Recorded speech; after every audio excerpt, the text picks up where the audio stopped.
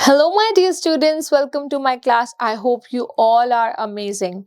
So, in this class, we will be learning about prepositions. आज हम सीखेंगे prepositions के बारे में. So, let's get started. सबसे पहले हम learn करेंगे इसकी definition कि prepositions होते क्या हैं. A preposition is a word that shows the relationship between two things. दो चीजों के बारे में जो वो relationship बताता है वो वर्ड को हम बोलेंगे preposition कि एक वर्ड दूसरे वर्ड से किस तरीके से रिलेट कर रहा है. Right. The plane flew above the cloud. अब यहाँ पर हम देखेंगे कि जो क्लाउड्स हैं ये प्लेन से किस तरीके से रिलेट कर रहे हैं. किस तरीके से रिलेट कर रहे हैं? अबव, कि ये जो प्लेन है ये क्लाउड्स के ऊपर उड़ रहा है. तो जो अबव वर्ड हो गया दैट इज माय प्रपोजिशन, क्योंकि जो प्रपोजिशन होता है उसका काम होता है लोकेशन पोजीशंस को शो करना. ठीक है. The plane flew behind the cloud. अब हम यहाँ पर देखेंगे कि यहाँ पर किस तरीके से रिलेट कर रहा है. यहाँ पर ये जो प्लेन है ये क्लाउड के पीछे उड़ रहा है. The plane flew below the cloud. अब यहाँ पर जो ये प्लेन है ये क्लाउड्स के नीचे उड़ रहा है ना. तो यहाँ पर ये किस तरीके से रिलेट कर रहा है.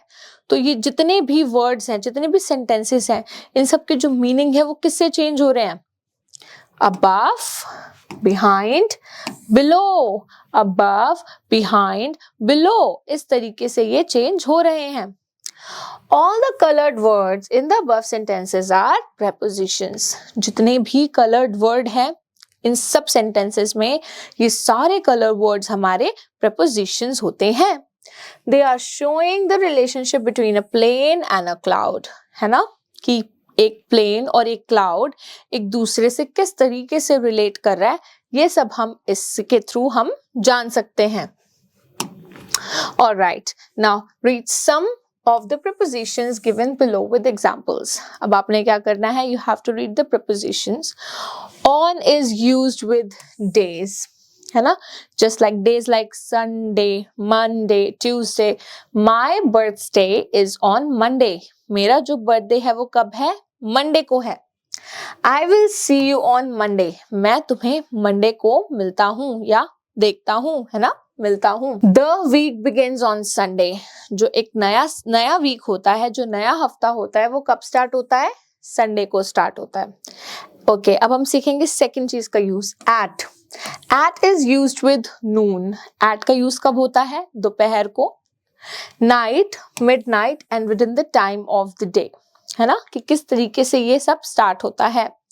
माई प्लेन लीव्स एट नून. मेरा जो प्लेन है वो दोपहर को जाता है. The movie starts at 6 p.m. जो मूवी है वो 6 बजे स्टार्ट होती है. In is used with other parts of the day, with months, with years and with seasons. जो in का यूज होता है वो कब कब होता है? months में होता है, years में होता है, इन सब में होता है. right? He likes to read in the afternoon. उसको दोपहर को पढ़ना पसंद है. I am planning to visit Meghalaya in August. मैं अगस्त में मेघालय जाने का प्लान कर रही हूँ. तो अब यहाँ पर देखोगे कि मंथ के लिए हम क्या यूज कर रहे हैं? इन. टाइम, किसी डे टाइम में कोई चीज दिखाने के लिए हम यूज कर रहे हैं इन. राइट.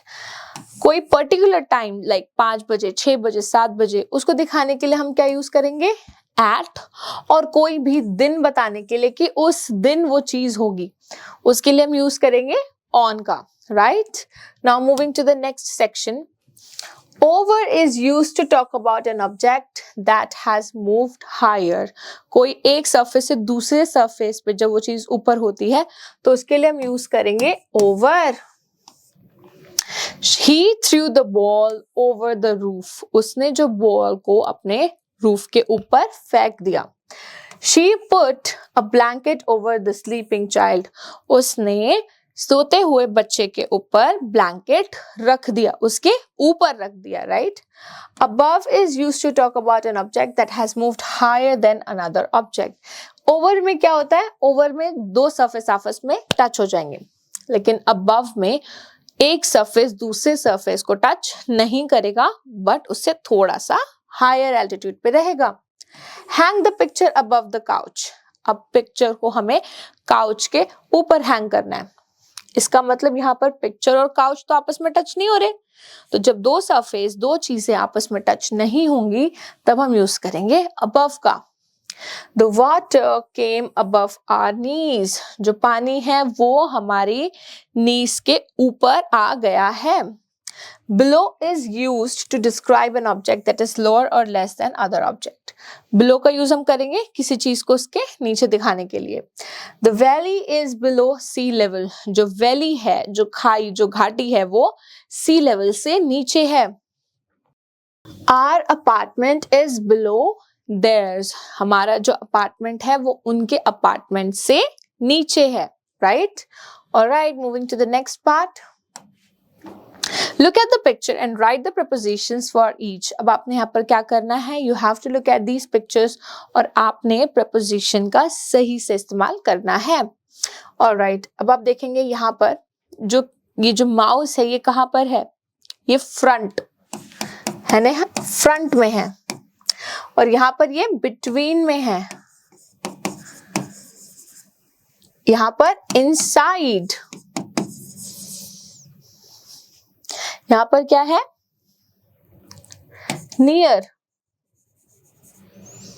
यहाँ पर इसके फ्रंट में है, और यहाँ पर क्या है? यहाँ पर भी ये फ्रंट में है ना? Front preposition. Alright, moving to the next section. Take the correct option. The girl is standing behind to the curtains. अब हम यहाँ पर देखेंगे the girl is standing to the curtains, behind the curtains. Of course, पर्दे के पीछे हम छुप सकते हैं, so the right answer would be behind. The clouds are dash above the mountains. जो clouds है वो between पहाड़ों के बीच में है या फिर पहाड़ों से ऊपर है. So जो clouds हैं वो पहाड़ों से ऊपर हैं. Ali is standing with of Zakir. Ali जो है जाकिर के साथ में खड़ा है, तो with is the right answer. The bird is inside under the cage. अब आप देख सकते हो ये जो bird है, ये bird केज के नीचे है, ये केज के अंदर है. The bird is inside. The number 49 comes 48 and 50. हमें पता है कि जो 49 है वो 49 जो है वो 48 और 50 के बीच में आता है. सो बीच के लिए हमेशा हम यूज करेंगे between, लेकिन 48 के बाद आता है तो क्या यूज करेंगे? आफ्टर, और 50 से पहले आता है तो बिफोर. ये याद रखना है, ठीक है? ये तीनों चीजें हमें याद रखनी है. Now let's do this. The number 49 comes before 48. आपको बताओ क्या ये before 48 होगा? नहीं, 49 comes after 48. So the right answer would be after. The number 49 comes after 48 and before 50. किससे पहले आता है? 50 से पहले आता है. Alright, now moving to the next section. Underline the preposition in the following sentences. My boss does a lot of work every day. So the right answer would be of. Of is a preposition. तो हम इसको underline कर देते हैं यहाँ पे. Give it to me. Give it to me. So to is my preposition over there. Nisha likes to play chess. निशा को chess खेलना पसंद है. Compare your answer with your partner. So with is my preposition over there. My father works as a doctor in this hospital. So यहाँ पर the right answer would be in. तो हम यहाँ पे लिख देते हैं of, to, with, in. ये जितने भी words हैं, these are my prepositions. So all right, my dear students, I really hope that you have understood each and everything in this video. Thank you so much for watching this one, and I will be seeing you in my other videos. Till then, take care. Bye-bye.